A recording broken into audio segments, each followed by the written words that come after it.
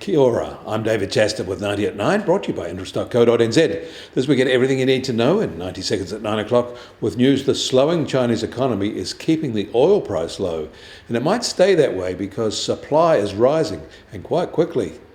But first, although there were no surprises in US initial jobless claim levels, they did rise last week to 229,000 on seasonal factors. So there are now 1.65 million people on these benefits, maintaining the low recent levels. No labour market stress signs there yet still. But there are signs of lingering inflation pressures in their producer prices for October, with them up 2.3%, a rise from the 1.9% year-on-year rate in September. The October rise was slightly more than analysts were expecting. Higher prices in their booming logistics sector caused the twist higher. And the August improvement in EU industrial production was not maintained in September, and it ended down 2% from the same month a year ago. But despite that disappointment, third quarter 2024 EU GDP came in 0.9% higher than the same quarter a year ago, and employment was up 1%. These are the expected levels, so no surprises here.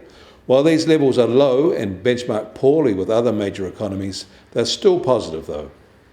Bulk cargo rates rose 13% last week from the week before in a sharpish move up to be almost the same as the same week a year ago.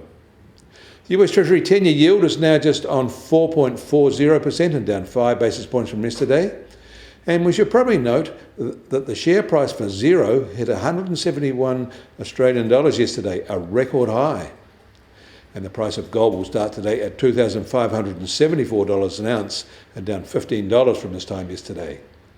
Oil prices are 50 US cents firmer at $68.50 a barrel in the US, while the international Brent price is now just under $72.50 a barrel. And in its November update, the IEA says that with surging supply and cooling demand in China, even if OPEC cuts remain in place, global crude oil supply will exceed demand by more than 1 million barrels a day in 2025. And the Kiwi dollar starts today at 58.8 US cents, down 10 basis points from yesterday. Against the Aussie, we're 10 basis points softer at 90.7 Australian cents. Against the euro, we've also slipped 10 basis points to 55.6 euro cents. That all means our trade-weighted index starts today at just on 68.5 and unsurprisingly down 10 basis points from yesterday. You can get more news affecting the economy in New Zealand from interest.co.nz. Kia ora, I'm David Chaston, and we'll do this again on Monday.